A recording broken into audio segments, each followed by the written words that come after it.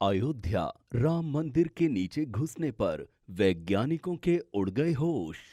ये बात है 2003 की। हाई कोर्ट ने पुरातत्व विभाग यानी एएसआई को अयोध्या राम मंदिर पर शोध करने का कार्य सौंपा। पुरातत्व विभाग ने आदेश पाते ही अपना काम करना शुरू कर दिया।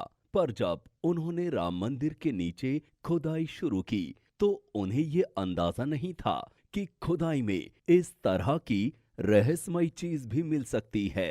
क्योंकि इस कार्य के दौरान पुरातत्व विभाग ने जो देखा वो हैरान कर देने वाला था। आखिर ऐसा क्या देखा एएसआई ने अयोध्या के राम मंदिर में जो उनके होश उड़ गए और उन्हें अपना काम तक रोकना पड़ा।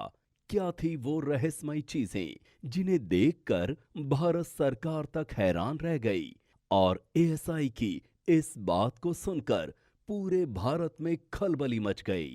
आज के इस वीडियो में हम आपको उसी रहस्यमयी चीजों के बारे में बताने जा रहे हैं। पर इससे पहले अगर आपने हमारे चैनल को सब्सक्राइब नहीं किया है तो इसे सब्सक्राइब करें। साथ ही बेल आइकन को दबाना ना भूलें ताकि हमारे चैनल से जुड़े अपडेट आप तक पहुंचते रहें। साल 1992 बाबरी मस्जिद का विध्वंस कार सेवकों ने किया। उनका कहना था कि राम मंदिर को तोड़कर बाबरी मस्जिद बनाई गई थी। जब ये मामला हाई कोर्ट पहुंचा तो हाई कोर्ट ने एएसआई से विवादित स्थल की खुदाई के लिए कहा। इलाहाबाद हाई कोर्ट की लखनऊ बेंच के आदेश के बाद एएसआई ने खुदाई का काम शुरू किया। इस टीम को डॉक्टर बी.आर. अंबानी हेड कर रहे थे। खबरों के मुताबिक लगभग 2 महीने तक एएसआई ने इस जगह की खुदाई की। खुदाई में कुछ ऐसी चीजें मिली जिसे देखकर सबके होश उड़ गए। 11 जून एएसआई ने अंतरिम रिपोर्ट जारी की और अगस्त 2003 में एएसआई ने हाई कोर्ट में 574 पेज की फाइनल रिपोर्ट सौंपी। अब सौंपी गई इस रिपोर्ट में ऐसा क्या लिखा था, आइए जानते हैं। दरअसल अपनी रिपोर्ट में एएसआई ने कहा कि अयोध्या के नीचे खंभों के आधार मतलब खंभों का निचला हिस्सा जो कि कच्ची ईंटों से बना हुआ था वो मिला है। खुदाई में सभी खंभे एक कतार में मिले थे। हालांकि सभी खंभे नहीं थे, कुछ दीवारों के अवशेष भी थे।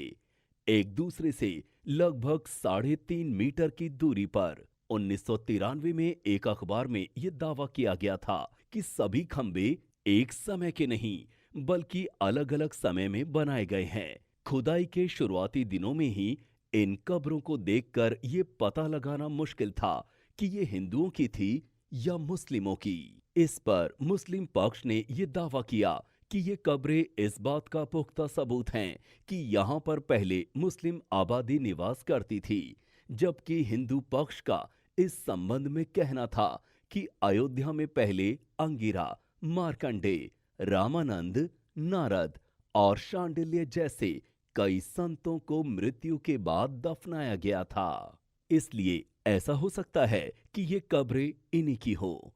इसके अलावा सतह से महज 8 इंच नीचे एएसआई को 3 कंकाल भी मिले। खुदाई के दौरान राम चबूतरे के नीचे पलस्तर किया हुआ चबूतरा भी मिला था जो पत्थर से निर्मित था। वहीं जो दूसरा चबूतरा मिला उस पर सीढ़ियां बनी हुई थी जो नीचे की ओर जाती थी। कई छोटे छोटे पत्थर भी मिले जिस पर कुछ न कुछ अंकित किया हुआ था। विश्व हिंदू परिषद ने कहा कि ये हिंदू स्थापना का एक सटीक प्रमाण है। इसके अलावा कुछ बर्तन, तांबे के मोहरे जिस पर पेड़ और मोर बने हुए थे, नक्काशी किए हुए पत्थरों के टुकड़े, टेराकोटा के तराशे हुए पत्थर मानव और पशु आकृतियों की तरह लगते थे।